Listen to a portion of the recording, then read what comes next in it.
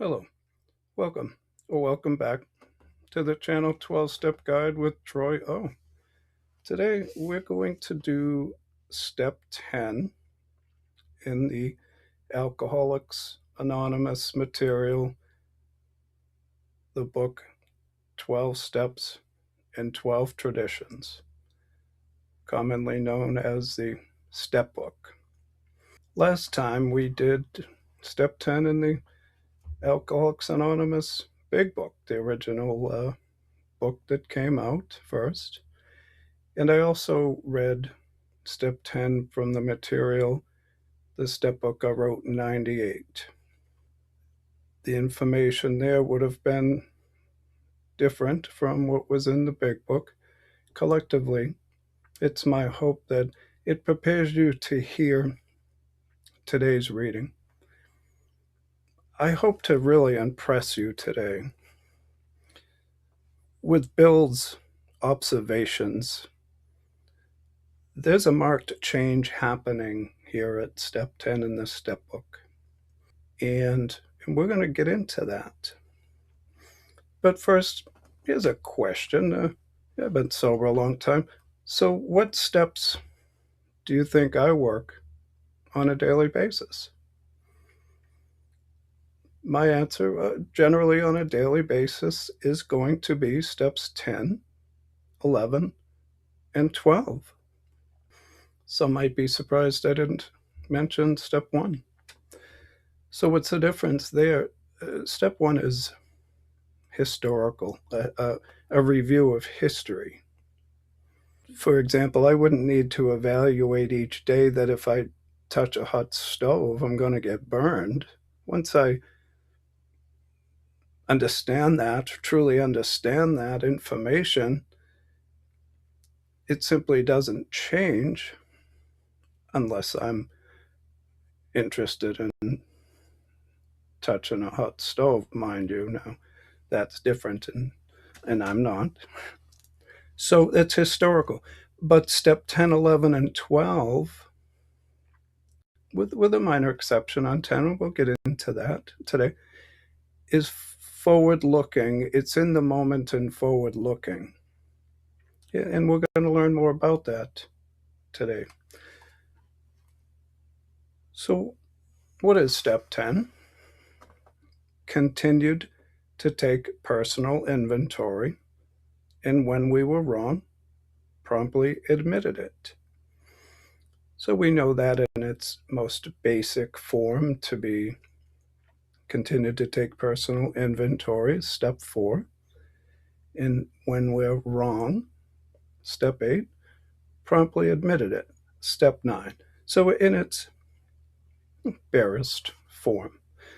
However, that word continued has a couple of different meanings. The meaning that I believe existed out of the big book as we're approaching and getting into step 10, I believe is taking on much more meaning now in the step book. Now, Bill's been sober a while when he wrote the step book. So let's jump right in, see if we can understand what I might be saying. So, step 10, this is going to be page 88. Continued to take personal inventory when we were wrong, promptly admitted it. As we work the first 9 steps, we prepare ourselves for the adventure of a new life. Let's unpack that. Because he just assessed the first 9 steps. Something's changing. So we prepare ourselves for the adventure of a new life. So this adventure that we're preparing ourselves, risk, reward, excitement, uncertainty, personal change, outside one's comfort zone.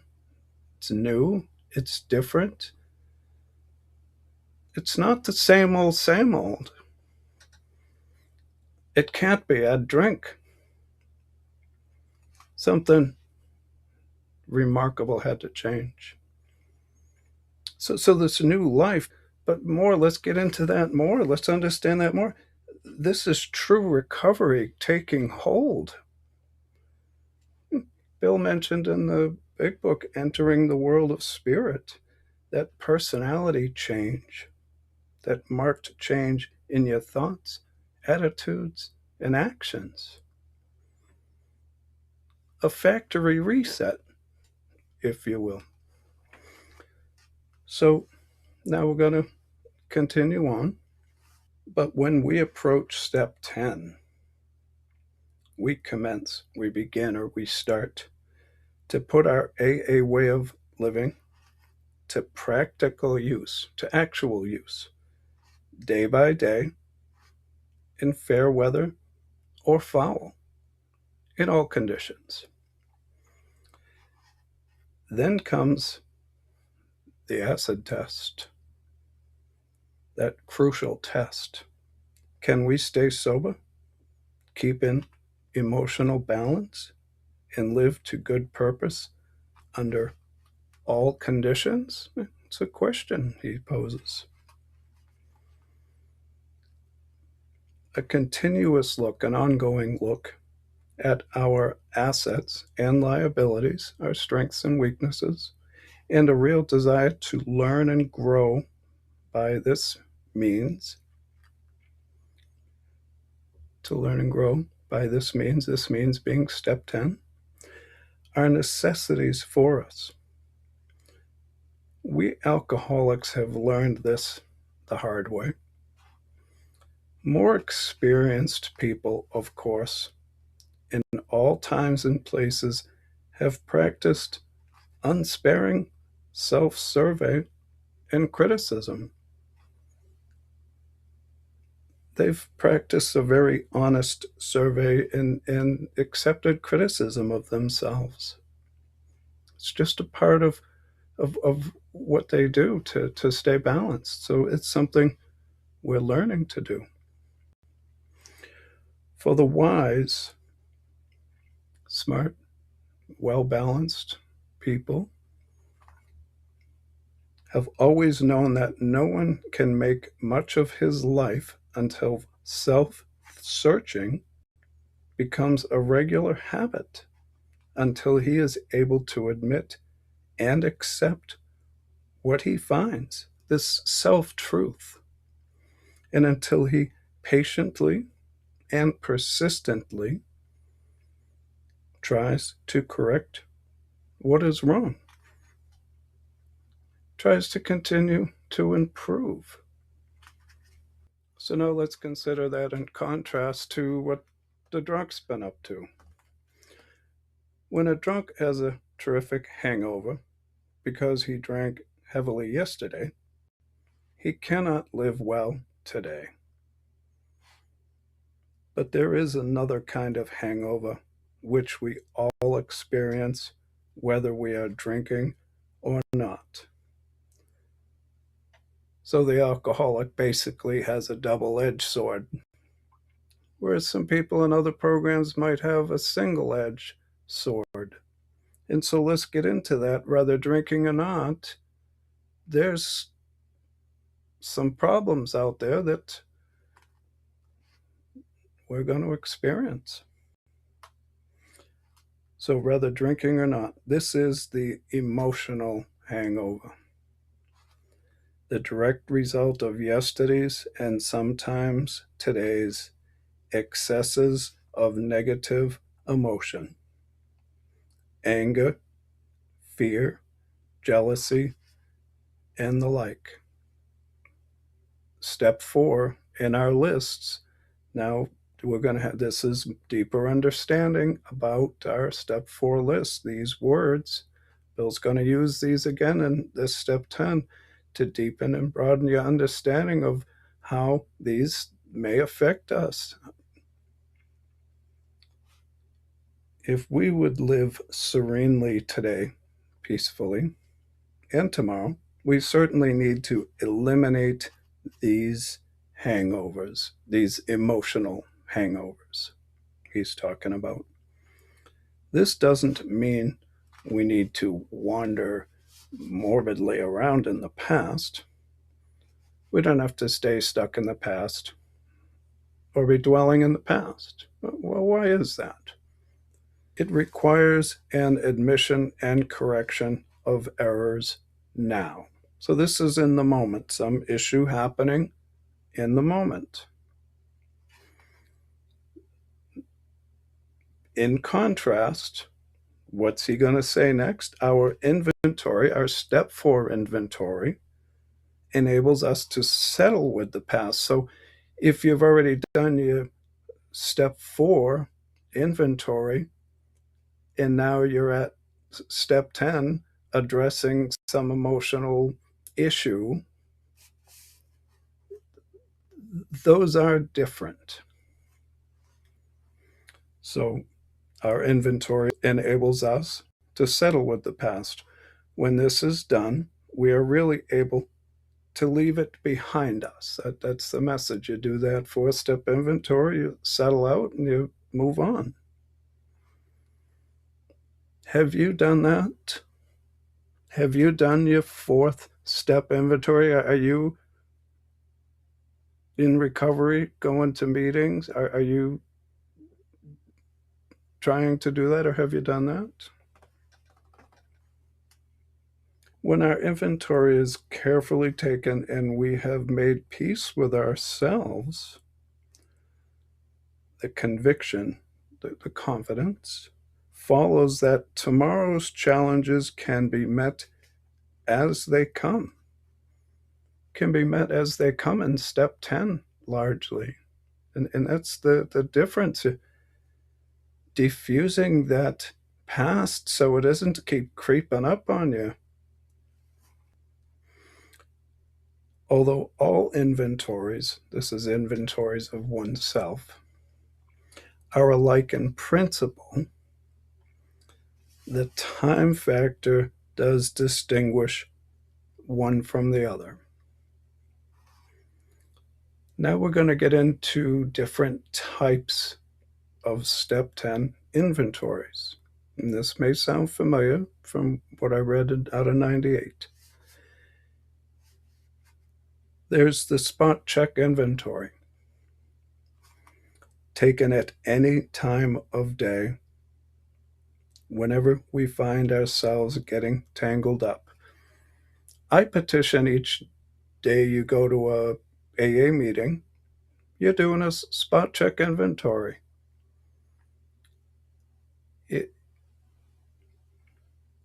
Hopefully you're doing more than just a daily spot check inventory. So here's a second inventory in step 10. There's the one we take at day's end, when we review the happenings of the hours just past, the day's events. Here we cast up a balance sheet. We contemplate and reason out, crediting ourselves with the things well done. We acknowledge things we've done good, and chalking up debits where due. If we haven't done well with something, we acknowledge that also and contemplate that. Here's the third inventory.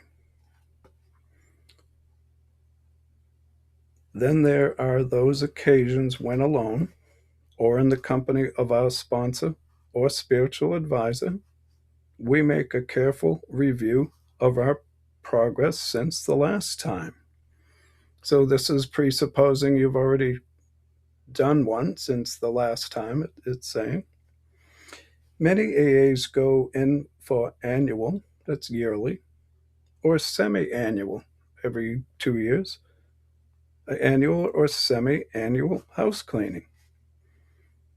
Many of us also like the experience of an occasional retreat from the outside world where we can quiet down from an undisturbed day, or so of self-overhaul and meditation. Couple of things there. He used the word annually or semi-annually. That's not the first inventory. He's not suggesting do your first inventory a year or two in the program. We know in his story, he started his 10 days sober or so. And then maybe one a year or a couple of years. Things like a retreat. I spent plenty of time chasing the drink, having it consume me in my life, putting a little bit of time aside, maybe to hook up with others and pursue a different avenue and learn some things and take a break and process stuff. It's really not so bad. It can be quite helpful, and it's a kind of a vacation, if you will. So, an undisturbed day or more of self overhaul and meditation. Aren't these practices joy killers as well as time consumers? Question. Must AAs spend most of their waking hours drearily rehashing their sins of omission or commission? The omission or commission, that's sins of inaction, seeing something, you didn't say anything, should have, or sin by action, you acted, you committed some a sin, some misgiving. You did something wrong, committed a crime, something's bothering you, and you know damn well you should have done something about it. You shouldn't have done it, and it's that sort of thing. So, so must AA spend most of their waking hours drearily rehashing their sins of omission or commission? Well, hardly. The emphasis, the focus on inventory is heavy only because a great many of us have never really acquired the habit of accurate self appraisal, of true self appraisal.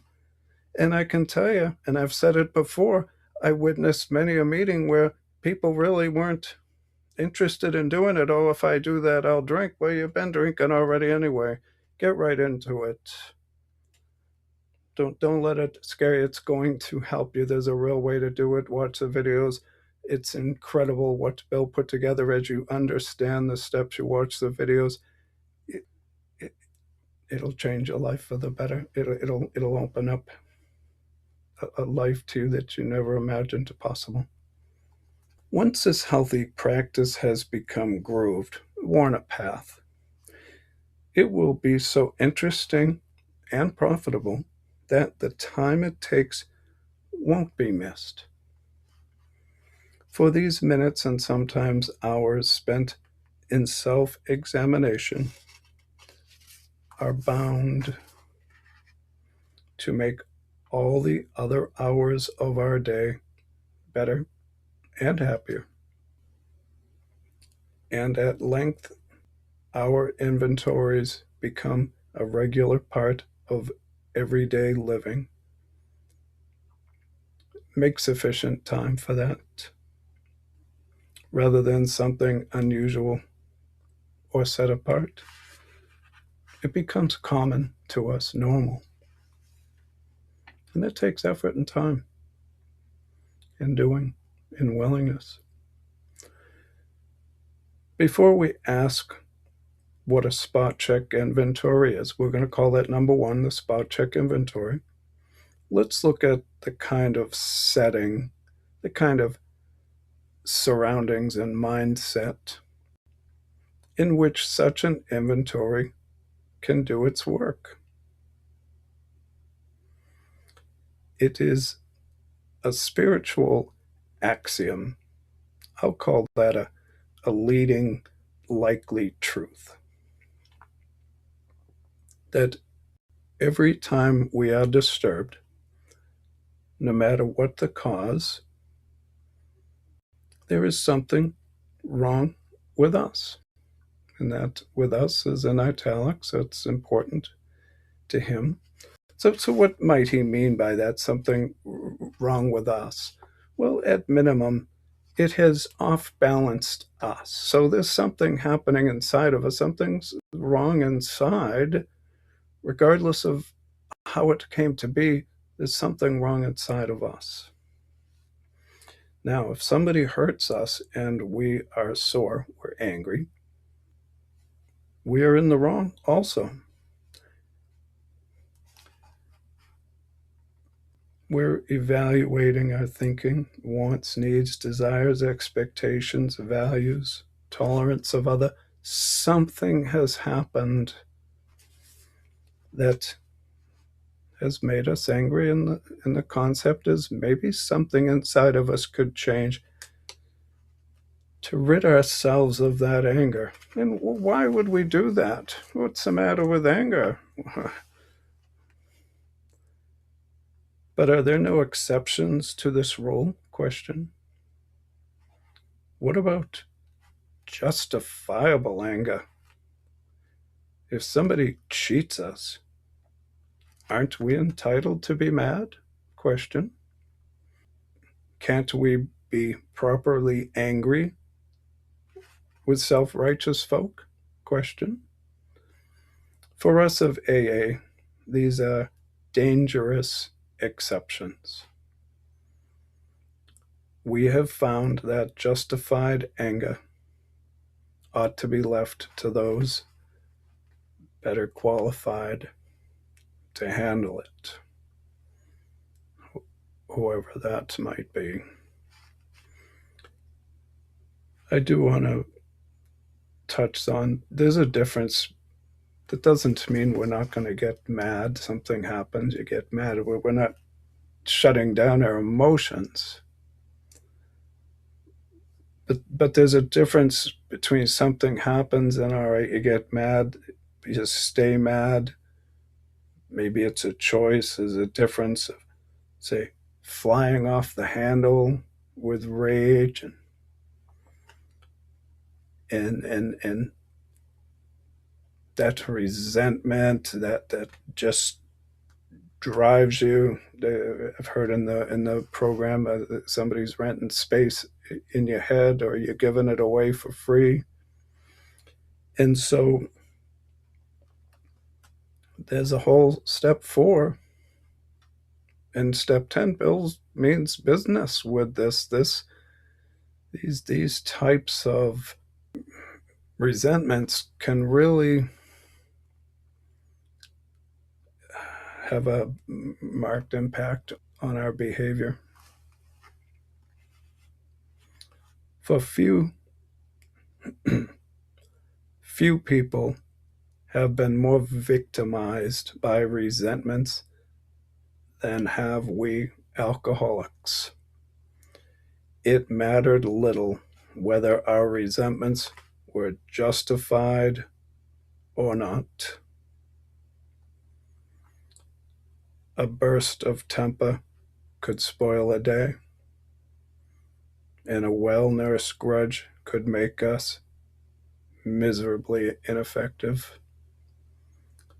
Nor were we ever skillful at separating justified from unjustified anger.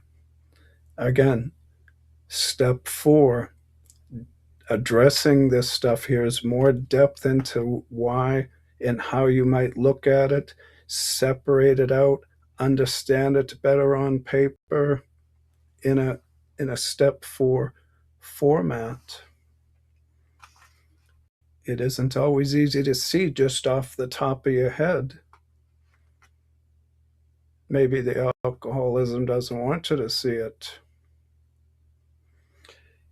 As we saw it, our wrath was, as we saw it, our wrath was always justified.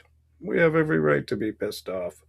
Anger, that occasional luxury of more balanced people, could keep us on an emotional jag indefinitely.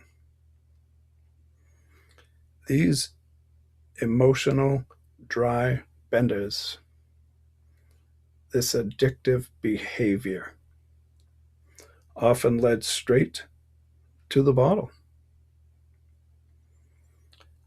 Other kinds of disturbances Back to step 4, jealousy, envy, self pity, or hurt pride did the same thing. Again, step 4, understanding step 4. A spot check inventory, we're calling that number 1, taken in the midst of such disturbances can be of very great help in quieting stormy emotions. So there's an area where you might do a spot check inventory, something pissed you off. It can happen. It can happen at line in the store shopping. It can happen in traffic, at work. It can happen anywhere. Today's spot check finds its chief application to situations which arise in each day's march. In the moment. For emphasis, I want to put a but here. It doesn't start with that. But the consideration of long standing difficulties had better be postponed, when possible, to times deliberately set aside for that purpose. So, what's he saying there? Something happens in your market, it's deeper than just some little stupid thing in the moment. Someone cut you in line, something, it set you off, and you log it in. It ain't going to be something you're going to deal with in the moment. It's something in the past carried into the present. That occasional step 4 inventory, well, this is the kind of thing that you log into that sort of a list to be dealt with at a later time. And that's going to be the third, the number 3, the occasional year or 2 years, or when something comes up that you look at that deeper inventory. And once you learn how to do that, you can address just a specific area with your sponsor. It doesn't have to be a formal top to bottom, because you've dealt with a lot of stuff. It's a new area.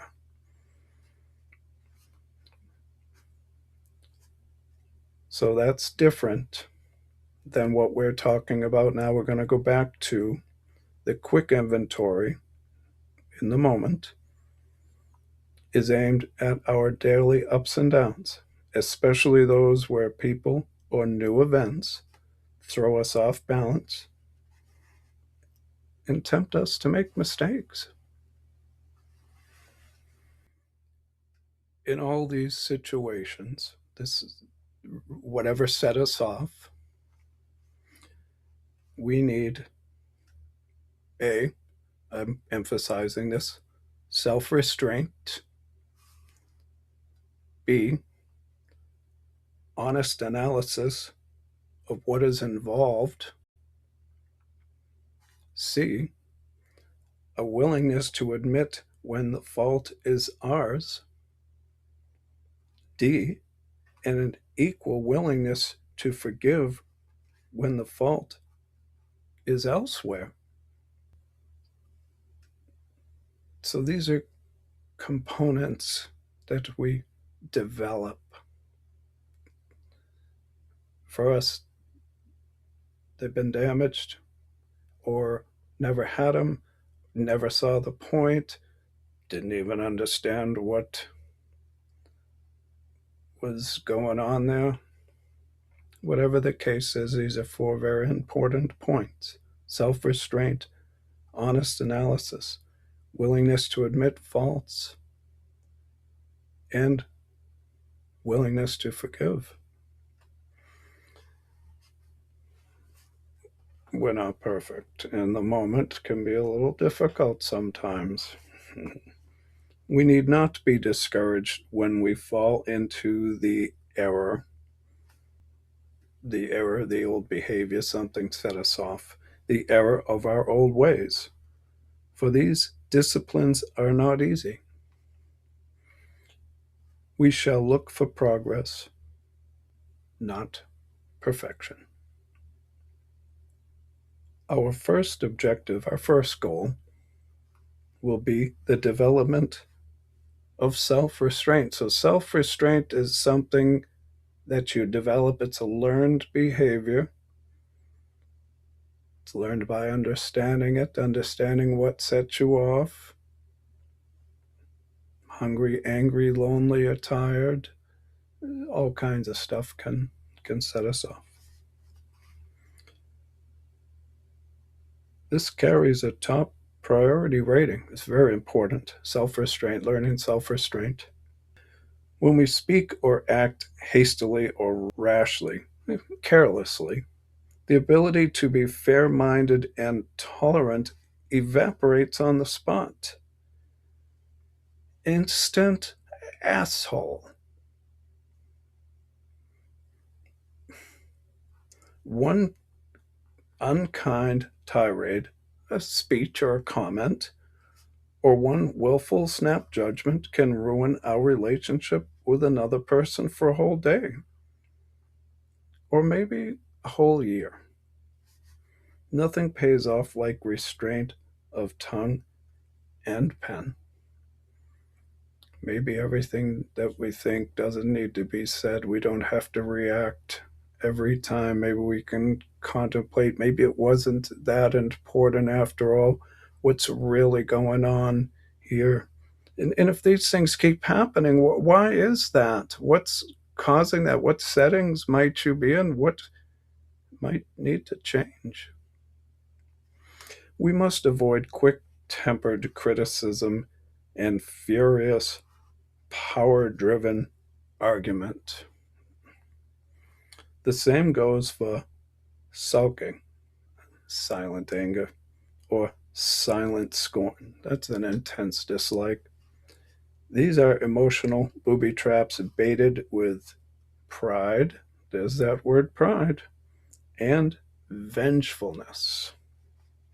You want to set the record, set the story straight, get back at them, even the score, that sort of thing. Maybe the score never evens it until you maybe need to walk away from it, place a different value on it. Our first job is to sidestep the traps. When we are tempted by the bait, we should train ourselves to step back and think. Step back and think.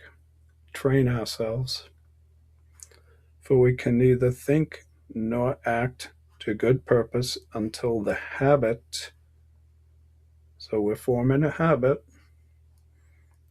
of self restraint, has become automatic. It becomes just an automatic part of us. It's truly a personality change. It can be observed. Not so angry, not so wound up.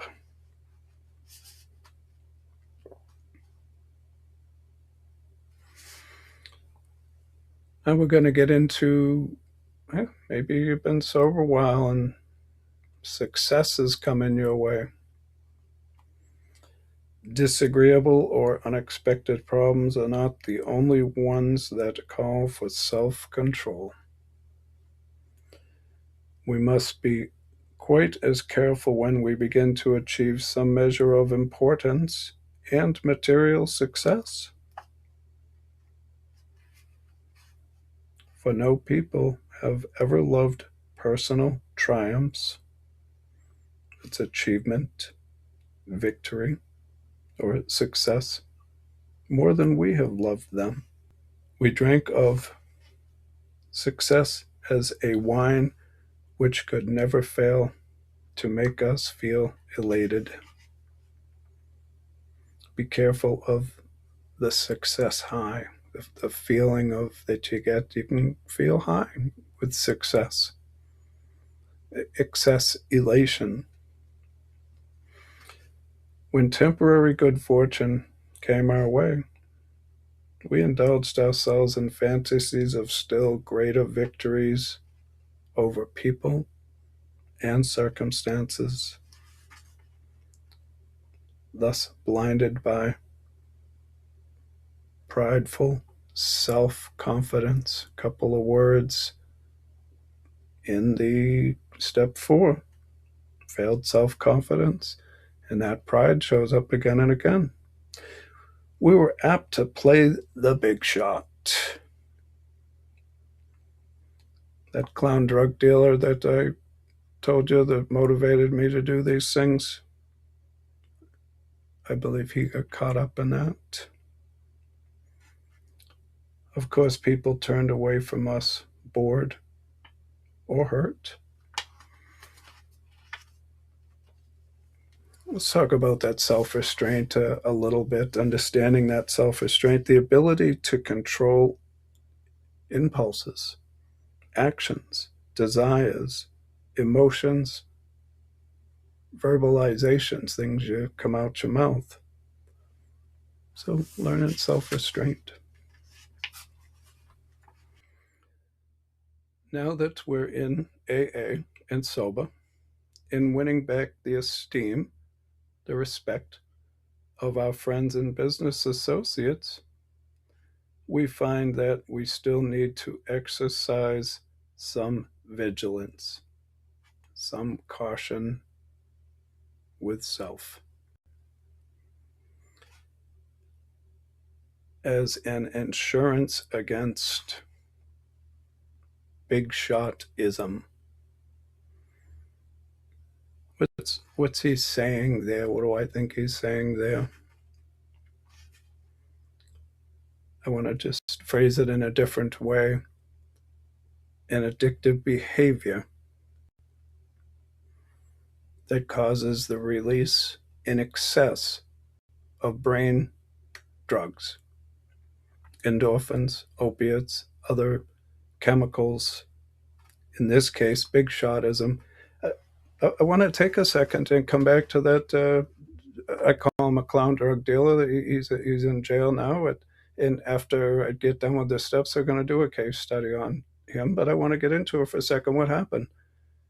How did a guy that three-timer get out of jail after 5 years and go back to selling drugs? Well, he had no program.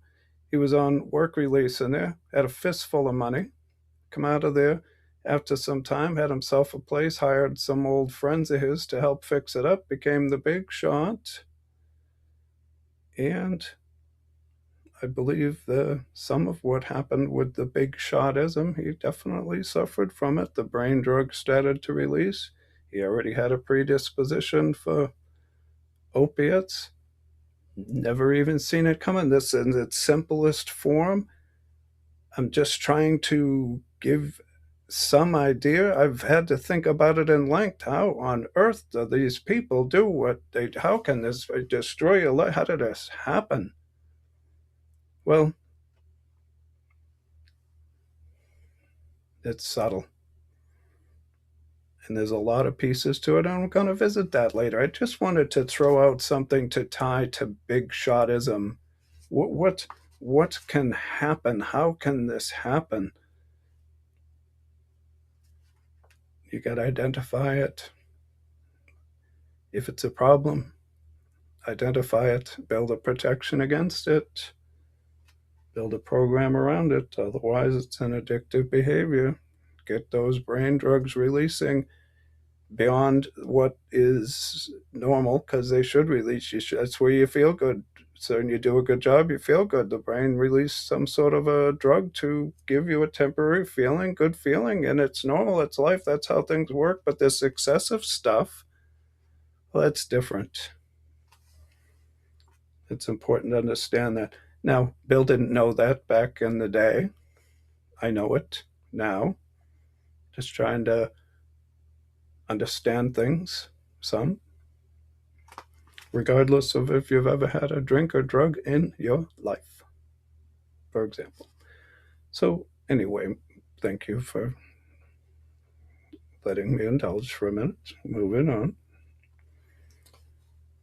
So, as an insurance against big shotism, we can often check ourselves by remembering that we are today sober only by the grace of God, and that any success we may be having is far more his success than ours. Whatever it takes to remain right-sized, to step back and see the bigger picture, to stay in balance. These are very important pieces towards your recovery. Finally, we begin to see that all people, not just people, drunks, all people, including ourselves, are to some extent emotionally ill, vulnerable to make mistakes, as well as frequently wrong. And then we approach true tolerance, patience, and understanding, and see what real love for other fellows actually means. Real understanding for your fellow man or woman. It will become more and more evident as we go forward that it is pointless to become angry or to get hurt by people who, like us, are suffering from the pains of growing up. And we have stopped fighting anything or anybody. We change the way we see the picture. We aren't alone in this difficult process of life due to a new understanding. The more you understand yourself, the more you're going to understand your God, the more you're going to understand others. Such a radical, a profound change in our outlook, our viewpoint, will take time, maybe a lot of time. Not many people can truthfully assert that they love everybody. Most of us must admit that we have loved but a few, that we have been quite indifferent to, not interested in them or sympathetic to them, been quite indifferent to the many so long as none of them gave us trouble. And as for the remainder, well, we have really disliked or hated them. Although these attitudes are common enough, we AAs find we need something much better in order to keep our balance. If we're off balance, we must admit, he's suggesting something's wrong with us. We're off balance. We're acknowledging and admitting, yes, we're off balance. If the washing machine's off balance pounding in the bathroom, you see that clear enough, right? There's something the matter with it. Well, it isn't so easy to see ourselves, but we learn to do that, learn how to step back. And why? We can't stand it if we hate deeply. And why is that? Because most likely we will relapse. Simple as that. It comes back to resentment and what's driving these things and what makes us tick and what's it all about? Why is it so important? Things like that. And you may have been egregious. I had to work through some things that happened to me growing up. I understand it. But when the day came that I was doing to me the same or worse in some respect than what had been happening to me, well, what was that all about? Why was that okay? For example, the idea that we can be possessively loving of a few, we can have an ownership attitude towards people, can ignore the many, and can continue to fear or hate anybody, has to be abandoned, if only a little at a time. We can try to stop making unreasonable demands upon those we love. Do you know what he's saying there? Have you taken the time to identify what those unreasonable demands on others may be or might have been? Well, if you can't see it, it's going to be difficult to understand what he's saying there. It's important. We can show kindness where we had shown none. With those we dislike, we can begin to practice justice and courtesy. We can be polite and respectful, perhaps going out of our way to understand and help them. This is a marked change. Maybe you weren't doing that sort of thing when you was drinking and me first, screw everyone else, and that kind of attitude. For the alcoholic, others, when we're stuck or things have happened to us, it's amazing. It can come out somewhere. Somebody can pay the price for it, even if it's our children. Whenever we fail at any of these people, we can promptly admit it. We could admit when we have done something wrong. It's okay. So, whenever we fail any of these people, we can promptly admit it to ourselves always, and to them also when the admission would be helpful. In all cases, maybe it isn't helpful.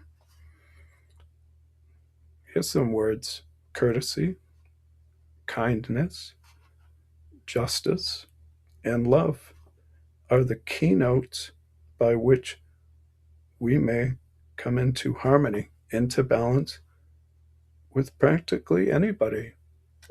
If you're treating people decent, it comes around might go around. You go around like an asshole, and when in doubt, we can always pause, saying, "Not my will, but thine be done." Again, we have ceased fighting anything or anybody. We'll encounter things in our control and things not in control.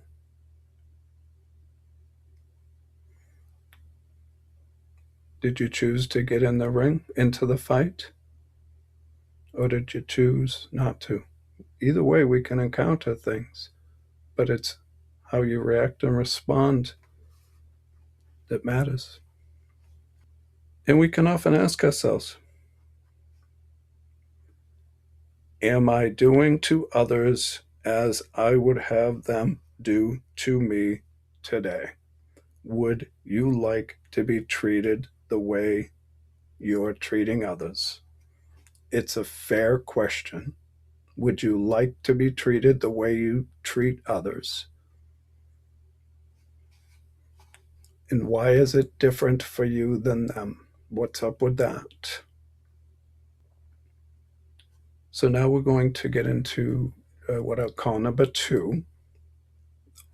Back to this inventory, that generally that first one was a spot check inventory, all that information. And every so often, something that's a little deeper that maybe we push over to a later time, put it on a list to deal with later.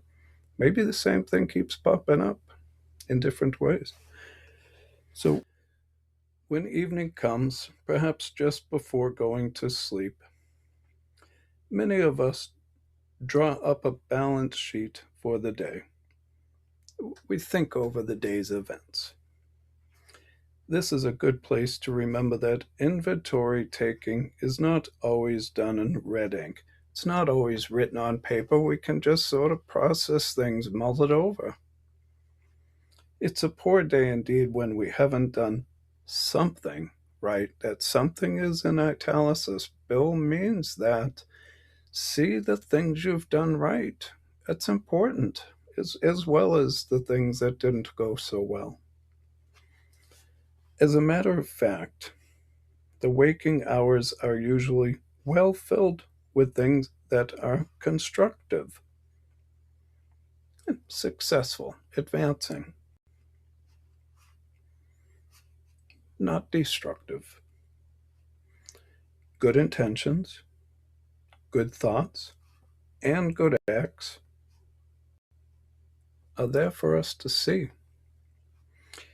Even when we have tried hard and failed, we may chalk that up as one of the greatest credits of all. Under these conditions, the pains of failure are converted into assets. So we're processing events, planning improvements, understanding what drove certain thoughts, attitudes, and actions. Out of them, we receive the stimulation, the personal encouragement we need to go forward. Someone who knew what he was talking about once remarked that pain was the touchstone of all spiritual progress. You know, rarely do we make difficult changes because things are good. How heartily we AAs can agree with him, for we know that the pains of drinking had to come before sobriety, and emotional turmoil before serenity.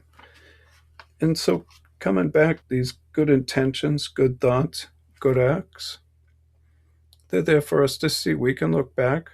Is that what our day is about? Or is it about something else?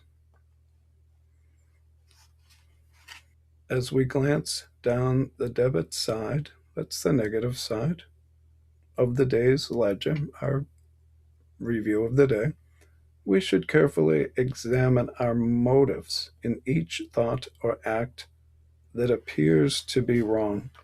Something didn't go right. What was the motive? Trying to understand self.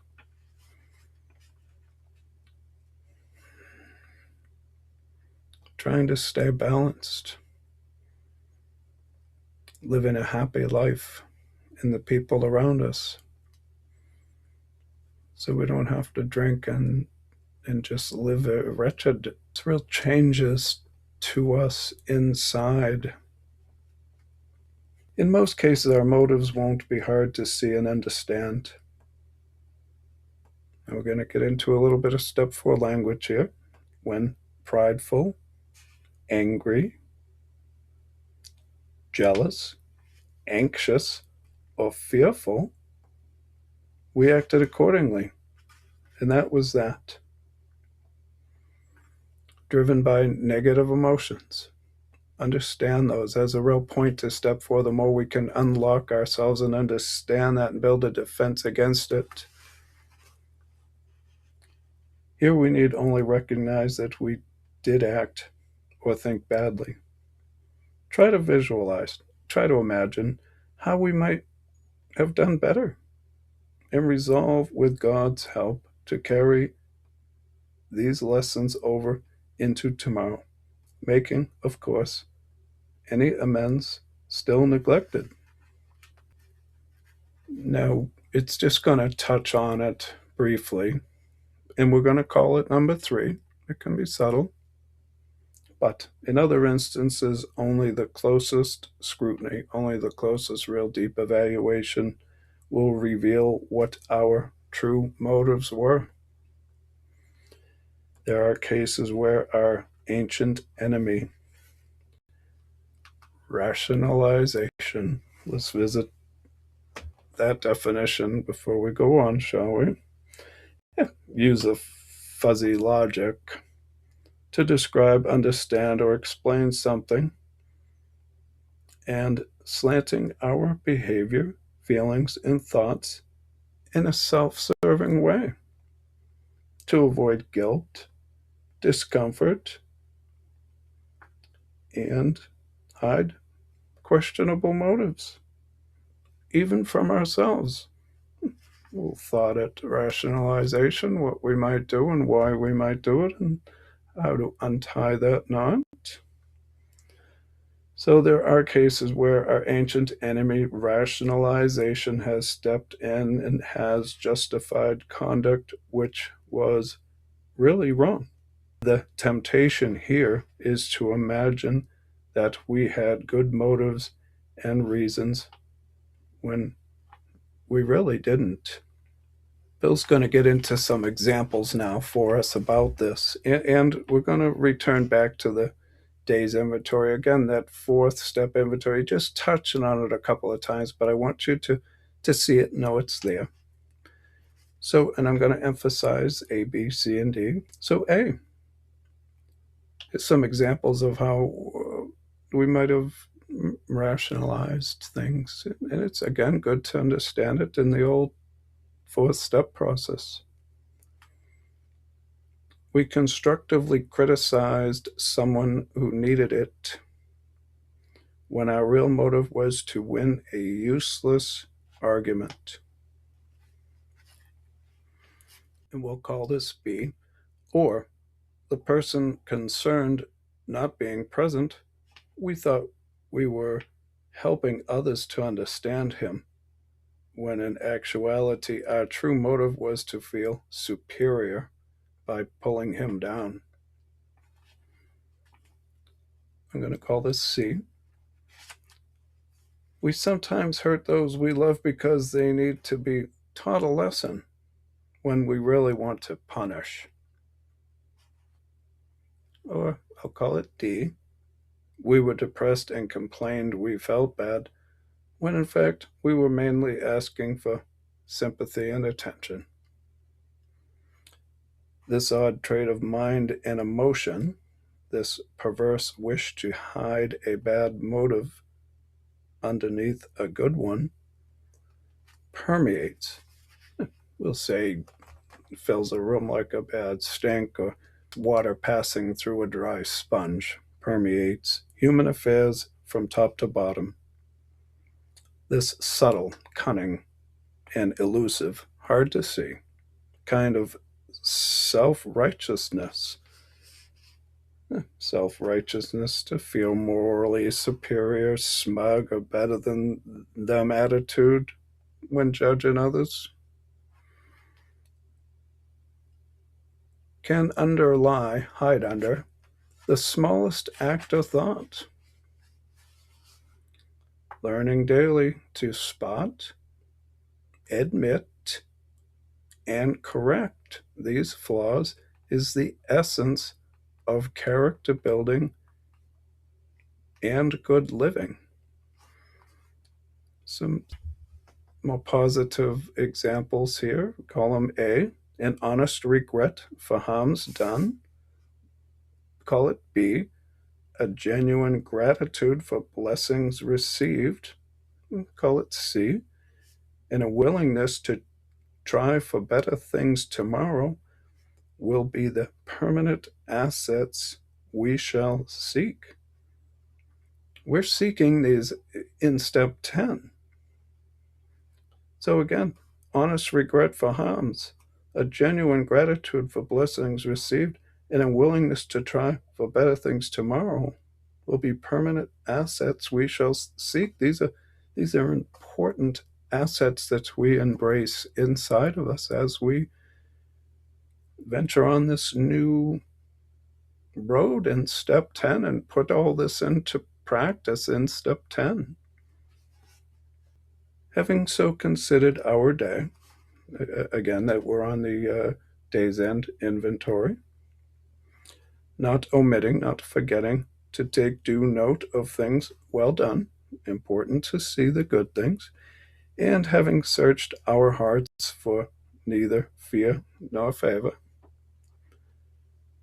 we can truly thank God for the blessings we have received and sleep in good conscience.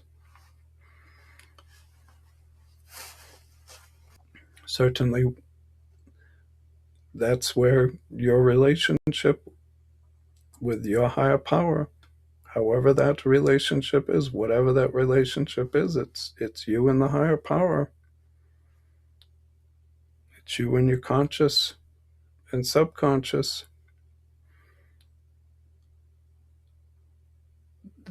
Don't limit the possibilities. Be open to new information. So this completes step 10 in the step book. From here, we will go on to step 11 in the Alcoholics Anonymous Big Book, and understand that these last 3 steps are truly very important for the long-term recovery, for putting this into practice, this new way of life. I hope you found this stuff helpful today. Thank you very much. And have a wonderful day. If you found this video helpful, please like and subscribe. Ring the bell to be notified when new content is added. Also, you can support the channel 12-Step Guide with Troyo by donating through PayPal to hsworldservice@yahoo.com. In Step 10, we continued to take personal inventory, and when we were wrong, promptly admitted it. The word continued in the step book now marks a pivotal change into a long-term sober way of living where we fully embrace Step 10 as a daily practice and a truer way of life. Also, this step connects us to Steps 11 and 12 as part of our evolving recovery process. In the AA Step Book, Step 10 breaks down our ongoing personal inventory and amends into 3 categories. 1. A spot check inventory, taken in the moment, when a problem arises. 2. A day's end inventory. Or 3. An occasional 4th and 5th step inventory, often taken every year or two, maybe at home or in a retreat setting of our choosing.